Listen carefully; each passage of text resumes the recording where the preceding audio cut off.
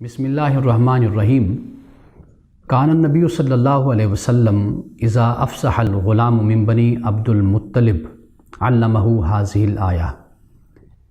रसूलुल्लाह सल्लल्लाहु अलैहि वसल्लम जब कोई बच्चा बोलने के काबिल हो जाता बनी अब्दुल मुत्तलिब से, यानी रसूलुल्लाह सल्लल्लाहु अलैहि वसल्लम के ख़ानदान से, तो आप उसे सबसे पहले सूरतुल फ़ुरक़ान की आयत नंबर 2 की तालीम दिया करते थे।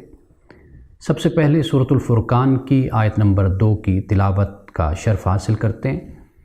फरमाया अल्लज़ी लहू मुल्कुस समावाति वल अर्द वलम यत्तखिज़ वलदम वलम यकुल लहू शरीकुन फ़िल मुल्की व ख़लक़ कुल्ल शैइन फ़क़द्दरहू तक़दीरा।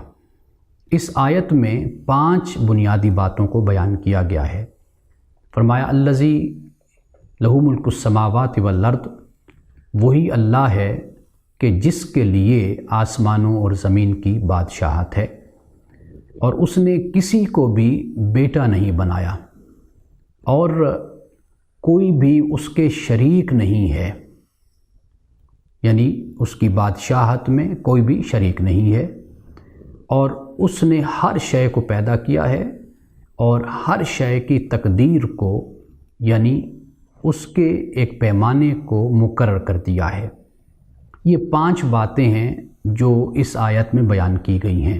यानी पहली बात ये है कि आसमानों और ज़मीन की बादशाहत अल्लाह के लिए है और अल्लाह ने किसी को भी बेटा नहीं बनाया।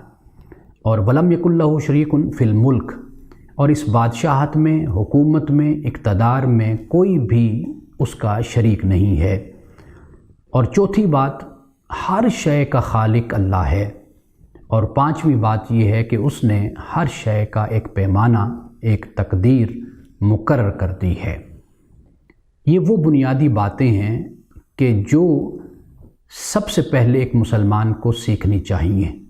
रसूलुल्लाह सल्लल्लाहु अलैहि वसल्लम ने अपनी तालीम और तरबियत से हमें इस बात से आगाह किया है कि हम जब भी अपने बच्चों की तरबियत करें तो अपने बच्चों की तरबियत में इस बुनियादी अक़ीदे को ज़रूर शामिल करें और उनको अल्लाह सुब्हानहू व तआला की तौहीद के बारे में बताएं और अल्लाह सुब्हानहू व तआला के बारे में अपनी नस्ल को, अपने बच्चों को आगाह करें कि अल्लाह की ज़ात वो है कि जिसके दस्ते कुदरत में इस सारी कायनात का निज़ाम है और वो इस सारी कायनात का खालिक भी है और उसने हर किसी का एक पैमाना मुकर्रर कर दिया है।